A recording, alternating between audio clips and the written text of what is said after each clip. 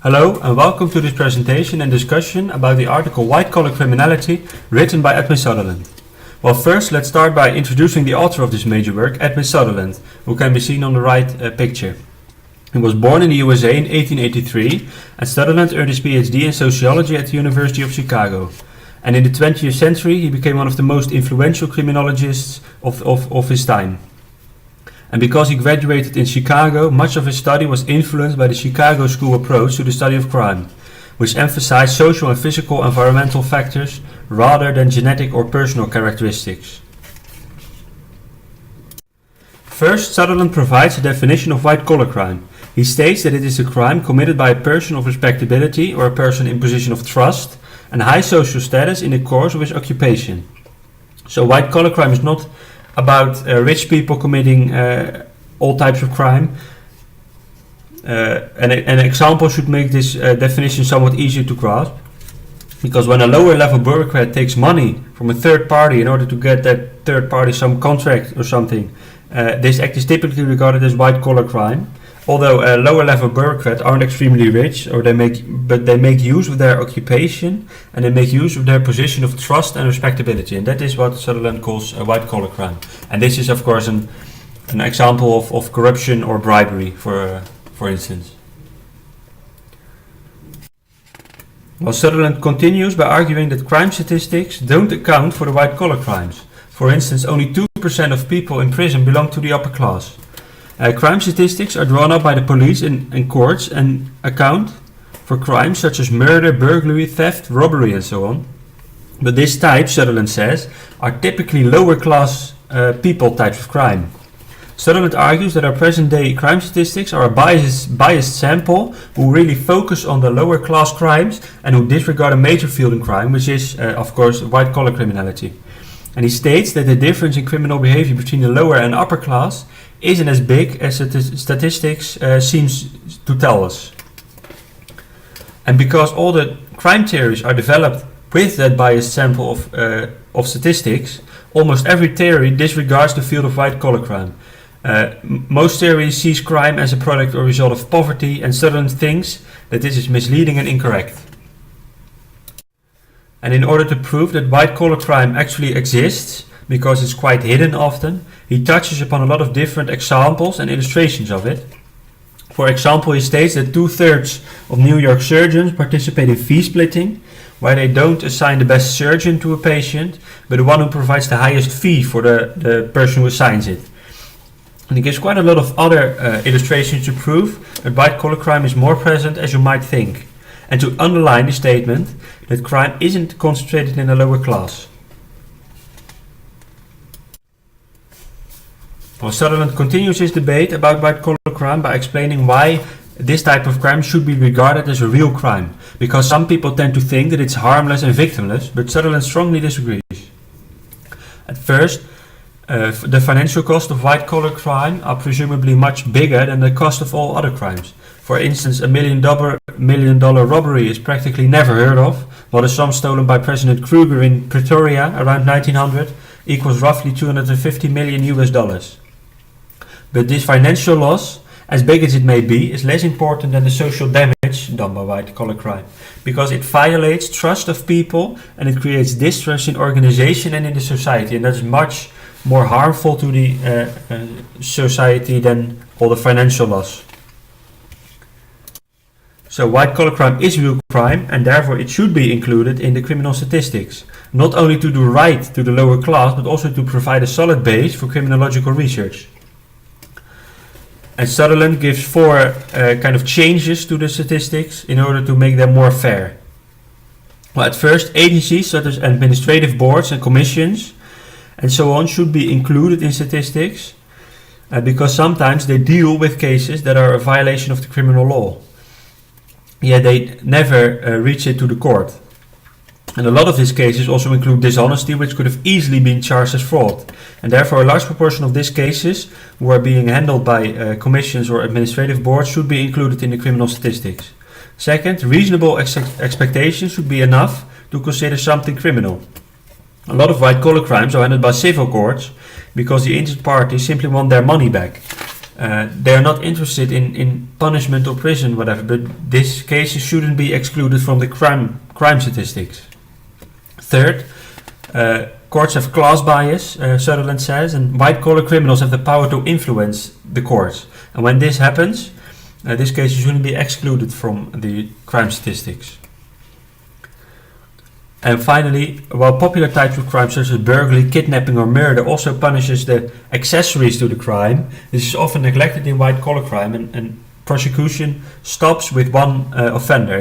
But accessories to white-collar crime, who are almost always there, should also be prosecuted and convicted.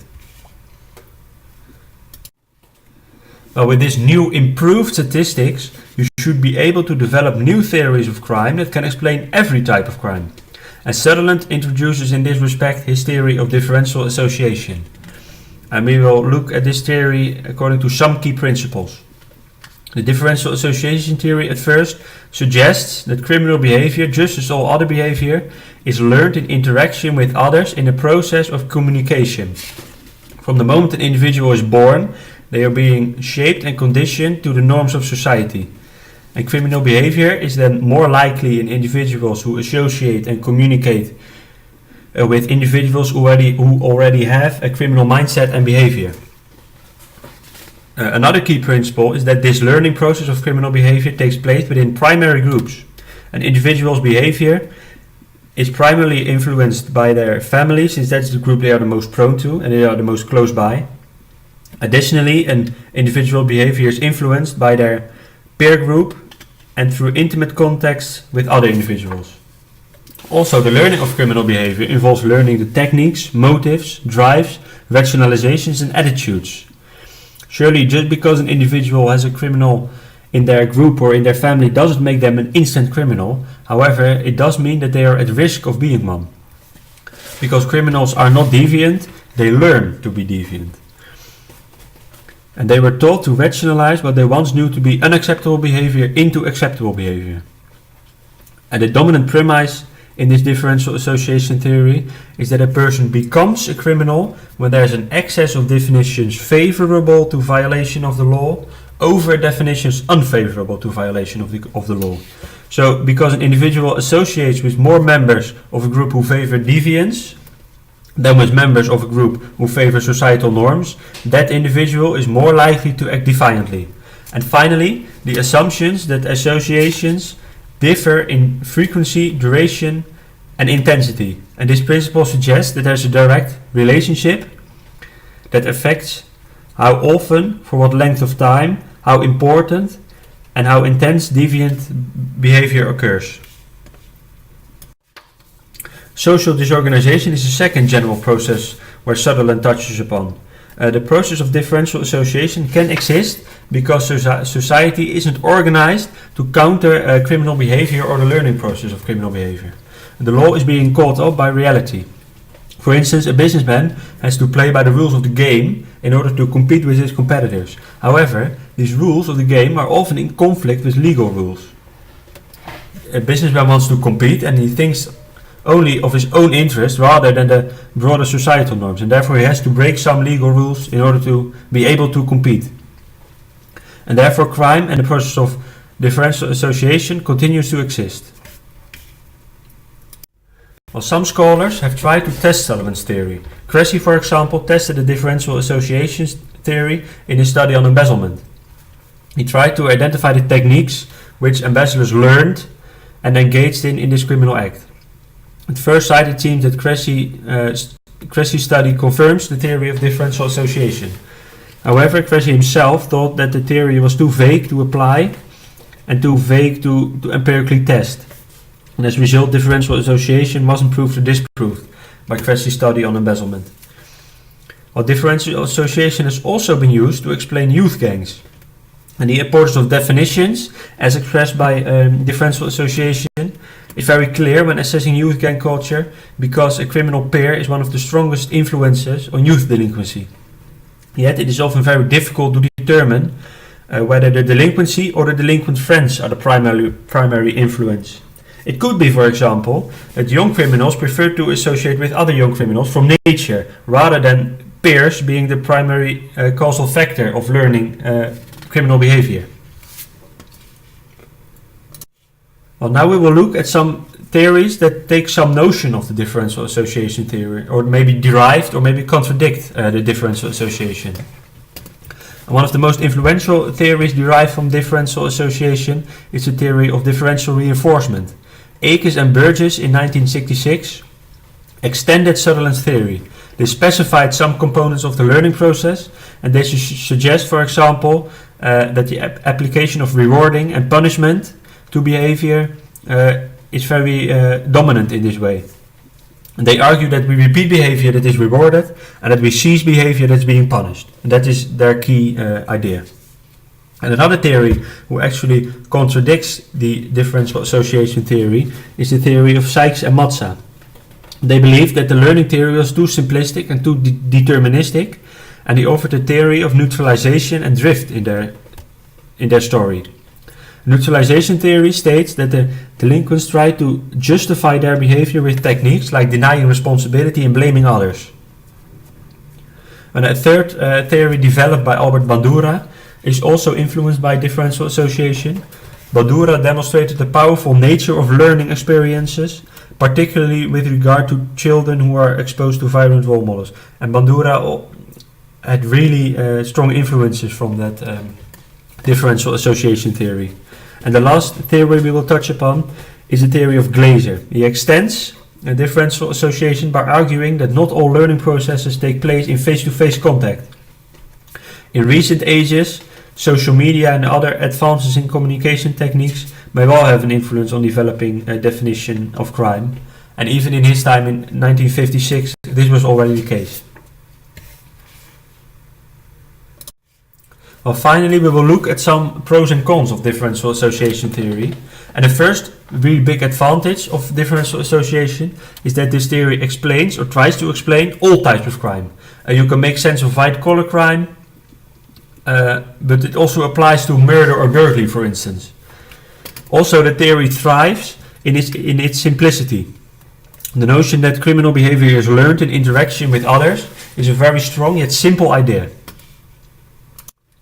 However, this simplicity of the theory can also be regarded as a weakness. As Cressey's embezzlement study illustrates, the theory is very hard to empirically test. Besides, some scholars criticize the vagueness of the definition of white-collar crime as used by Sutherland. In this definition, any person in a position of respectability or trust could be guilty of white-collar crime. For instance, a car mechanic is a person in position of trust, yet many disagree that a car mechanic is capable of doing white-collar crime. Another criticism is that the first act of crime isn't explained, because at some time someone committed the first act of embezzlement. And yet, by definition, the first act can't be learned from peers. And also, the way in which a society defines what is criminal and what is not isn't being discussed. There's always a debate in society going on about the law and changes in the criminal law, and there isn't a general consensus regarding the state of criminal law, and this process is being neglected in the differential association theory. And the last criticism contains the notion that crimes of passion can't be explained. They are not learned, but they are an outburst of anger and frustration, and differential association has a hard time explaining this particular type of crime. Now, to wrap up, differential association wants to be a general theory of crime, capable of explaining all types of crime, from burglary or murder to white-collar crime and corruption. Criminals are essentially no different than other law-abiding citizens, as differential association suggests, which is typical for the Chicago School and the interactionist approach Sutherland takes. Sutherland makes a valuable contribution to criminology in seeking to explain criminal and non-criminal behavior at the same time. Learning of all behavior occurs the same way, Sutherland says. However, to simply say that criminals engage in criminal behavior because they have learned to do so isn't quite the inspiring story. And the theory is on some important aspects too vague and too broad to empirically test. Yet Sutherland's theory remains an exceptionally important work in the way in which sociology, psychology and criminology is taught today. Well, finally, we have a sheet of references of all the sources I used for this presentation. I hope you enjoyed this presentation and that you learned something from this presentation. Thank you for listening.